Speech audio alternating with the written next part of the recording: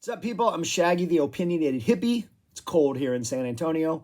And I recently reviewed ranked and review Yes's studio albums. There was quite a bit of them. And in doing so, I listened to a lot of albums I hadn't listened to a lot. And I also discovered that Yes has a lot of live albums. I don't know why that kind of surprised me. I think all bands that have been around for decades have lots of live albums.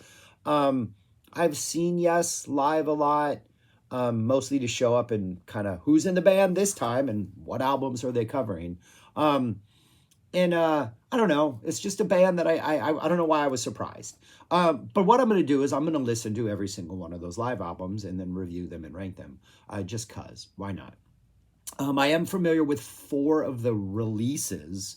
The first three, Yessongs, which I'm talking about today, Yes Shows, which came out a couple years later, 9012 Live, a horrible disappointment of an EP. And then I do have the box set, the 772 shows that came out, 10 years ago or so, maybe a little bit, not that long ago. Fantastic box set. I'm just going to go in order, discuss each one, and then I'm going to rank the songs on each album, not according to how much I like the songs. I'm going to try to separate that a little bit. It's hard to ultimately because,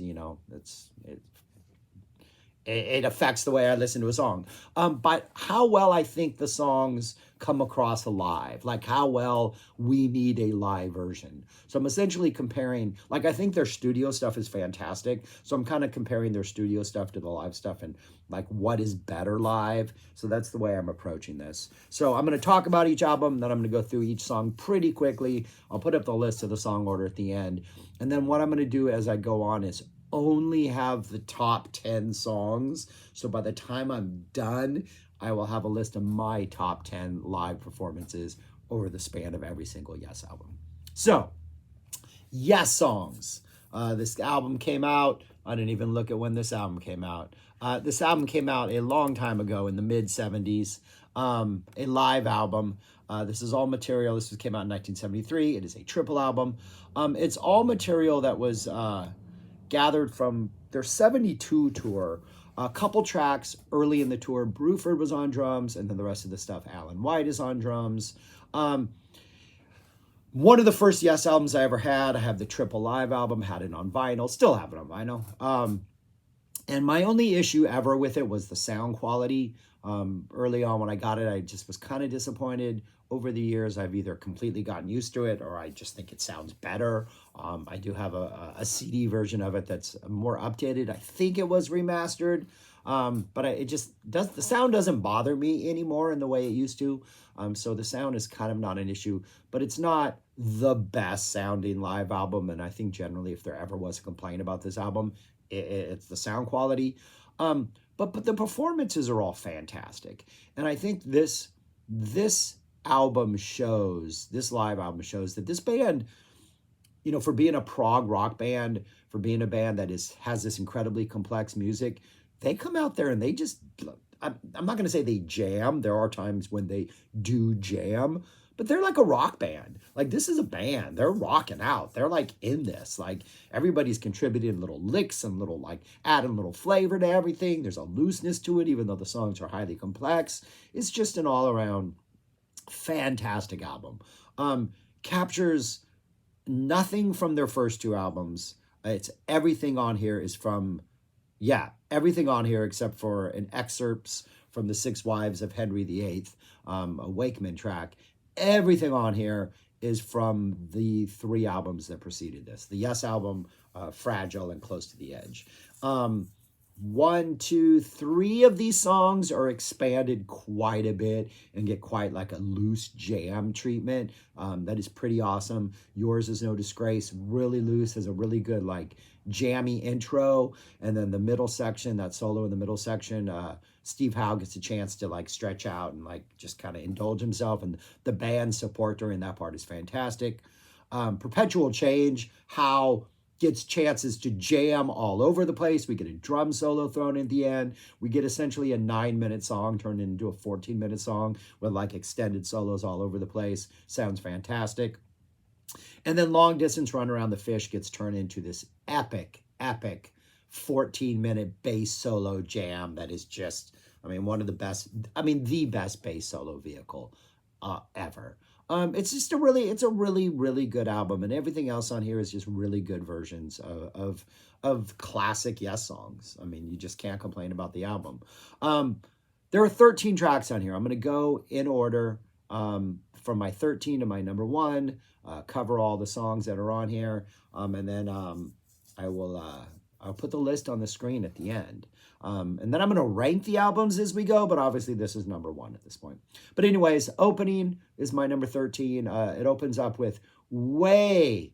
They would always open up with these shows with the Firebird Suite, Stravinsky's The Firebird Suite. Anderson even whistles a little bit of Rite of Spring before the excerpts from The Six Wives of Henry VIII before he introduces Wakeman, and that we get that. But we get like almost 4 minutes of this. Like, we don't need that. We can get, like, you can establish the whole intro with like a minute of the suite. Maybe just edit that. We don't need a full track of like almost 4 minutes of a song that's be playing over like the loudspeakers that's not even like a Yes song. It's just Stravinsky's Firebird Suite. Yeah, we get 3 minutes and 45 seconds of that. That drops into, I'm not going to what that drops into because I'm ranking the songs in order. On the album, it drops into Siberian Khatru, which is fantastic. Nice segue. Great opening song. That's not but my 13 is the opening. My number 12 song is the excerpts from The Six Wives of Henry VIII. This occurs somewhat in the middle of the show. It's just a Wakeman doing excerpts from his Six Wives of Henry VIII release. It's got some good moments in it. Not my thing, the sort of classical piano proggy stuff. There are moments when we get a little more synthy in there. We don't really get the drop. I'm always waiting for like the drop, as they would do in like a Zappa Dupree's Paradise, where you get Duke like messing around with sounds and then the band drops in and we get a jam. We don't ever get that drop. So it's an interesting thing, not my cup of tea, so it's my number 12. My number 11 is Steve Howe's Mood for a Day. Great solo acoustic guitar piece. It's pretty much as it is on the Yes album, but a nice track. Number 10 in order of songs is And You and I. I actually think this is one of the songs in which not having an acoustic guitar kind of hurts it. They've gotten rid of that really delicate beginning and instead start off with the the big prog overture type sound. They start off with that before going into the first section. But Hal's not playing an acoustic guitar. He's playing like a clean electric guitar. So I think that kind of messes with it. The first half of the song is pretty good. I think maybe the studio version, the contrast works better. The second half of the song, the band just starts loosening up during a preacher, a teacher. It just gets looser. It gets a little bit funkier. They're adding little fills in there that are really kind of psych and weird. So I think the second half of the song kind of redeems the liveness of it. But this might be one of the songs where the studio version maybe just holds a little more interest for me than the live one. Number 9 is Heart of the Sunrise. They don't do much with this. It's pretty much just a straightforward, well-played Heart of the Sunrise. Yeah, they don't, I mean, a little bit of extra flavor from Howe, and anytime he gets to solo, a solid performance of this. Again, all of these are great. This is just a ranking of the liveness of them. Number 8, Close to the Edge. Another song that just a little bit stretching out by Howe, a little bit of flavor coming in different parts. Wakeman adding interesting fills. Howe's opening solo just being absolutely ferocious and like just incredible. The studio version of this is so good. They don't really vary much from the live version, but I am impressed at how they're able to maintain the momentum of the song over 18 minutes. And no point does it feel like, okay, we're just chugging through this. It's a solid performance of this. Now, the rest of these songs on here, these top 7, are songs that I think definitely benefit in the live version, at least as far as my taste go. 7, we get a full-on electric roundabout. We don't get the intro in the beginning. We just start off with we start off straight on jamming with Roundabout. We do get the little breakdown in the middle. Everything about this, the solos, the riffs, Wakeman's fills in like the middle part, the dun that part, that slow riff in the middle. Wakeman has some really, really, really tasty fills in there that are really nice. Like if there's anybody, like how I'm expecting to like bring the tasty anytime he has a chance, Wakeman has so many little contributions in here that are fantastic. Number 6, Your Move, All Good People. Never did like the break between Your Move and All Good People on the studio, how we get Your Move and then we get that silence and then we drop into All Good People. The momentum of that drum roll into All Good People, I think we need. And I think the live version of this just is so much better because of that sort of like the fact that the two parts are actually connected. Your Move is not as good in a live setting. I think just the production of the studio version is a little bit better and more interesting. But the fact that we just get that live, that transition straight into All Good People makes it a better song live than studio. Number 5, Siberian Khatru. Just a fantastic live version of this. Steve Howe doesn't really get a chance to stretch out too much, but he stretches out a little bit. The energy in this is just ferocious. Like it's almost a near perfect studio song already, and they just managed to maintain that energy. It is the opening song that they would open most of their shows with, I think, in this era. All the shows on 72 are opening with that. So yeah, it's a good opener.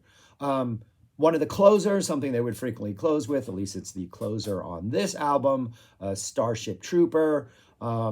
Really like, stays pretty true to the studio version, but I do think this one works as a full-on electric thing. I think Chris Squire's like bass parts, and I guess it's the verses, are just more interesting in the entire thing. I think the flavors everybody adds. The Worm is just fantastic. Wakeman's solo in the Worm before we get that sort of do-do-do-do-do bass part, and then we get Howe's solo. All of that is just, it is so good live and so well executed. And we get that first sort of bass peak, and then Howe drops into his solo, and then we kind of get a second peak before the song ends. Yeah, Starship Trooper delivers. Don't think it's as good as those 84 9012 live Starship Troopers, but then again, that's more of a live memory than it is something that's been released. Number 3 is Long Distance Run Around the Fish. This thing is just a beast. I think the Long Distance Run Around sounds better live. Starts off with just Wakeman on keyboard, and then Howe comes in. And the whole thing live just feels funkier and weirder and stranger. It is such a weird little prog song. And then the transition from Long Distance Runaround into the Fish, when Howe's doing those runs and he's got the layers and layers of like repeat on it. And it's just, that transition is fantastic. And then we just go into this really slow developing the Fish. Like Howe's his like his little guitar parts, the bass solo, the drop-ins by the band throughout. Like, oh, the Fish is just the best bass solo vehicle ever recorded. Number 2, Perpetual Change. This is just a monster. This is from the Bill Bruford, the Long Distance Runaround and Perpetual Change are the 2 songs that Bill Bruford played on. So they're from earlier in 72. Everything else is from later in 72, like November, December. These are from February. The Perpetual Change is a beast. It's like, it's every chance Howe gets a chance to solo, he's soloing, adding a little flavor, gets to stretch out a little bit. There's an extended jam at the end of this that goes on for 5 minutes that includes like a Howe solo. They bring it back down, they bring it back up, they get a drum solo, they return to like the Perpetual Change closing theme. It is fantastic. Maybe tied with number 1, but number 1 is Yours Is No Disgrace. This was usually, I think, the first encore number. So they'd come out, the band would just start messing around with this cool little jam, and then they'd drop into the dun, dun, dun, dun. And then Steve Howe gets a really long extended solo in the middle. The band cuts out. He just gets to like mess around. The band comes back in, and they usually just like push that and push that and push that. until they get back into the rest of the song. That whole bam bam bam bam bam bam bam, bam, that whole guitar solo is always excellent. Like Howe's completely bringing it. Like the Yours Is No Disgrace and the Perpetual Change and the Long Distance Runaround are full on like jam band explorations where somebody gets to solo. Absolutely fantastic. But anyways, that's what the order of my ranking of the songs on this album look like right there. Yeah, I mean, I think the only thing you need to know as far as the album goes is Siberian Khatru is like the opener after the opening. The last side closes with Yours Is No Disgrace and Starship Trooper as sort of your encore numbers. Then Close to the Edge was like the main set closer that's happens right before those two songs. It's just, yeah, it's a really, really, really good live album. It's one of the best live albums I think ever. It'll be interesting to see how other stuff compares to this going forward. But yeah, I'm excited about this. So the next two I already know and familiar with. And then after that, I get to just delve into stuff I haven't heard before. And so that's cool. But anyways, let me know your thoughts on this album. Let me know your thoughts on live album, Yes album releases in general, these songs, blah, blah, blah. And go listen to this. This is a surprisingly good album. I don't think you need to listen to all 3 minutes and 45 seconds of the opening. You can maybe skip that. I mean, it's just a recording of the Firebird Suite. But anyways, it's a good album, and I think the sound. Either I've lowered the expectations of what I've lowered my criteria over the years, or it sounds better than it used to. I don't know if that's possible. Thanks for watching. Subscribe, like, share, comment. Do all those things, and go listen to Live Yes, people. Go listen to Live Yes. Peace. Talk to you later.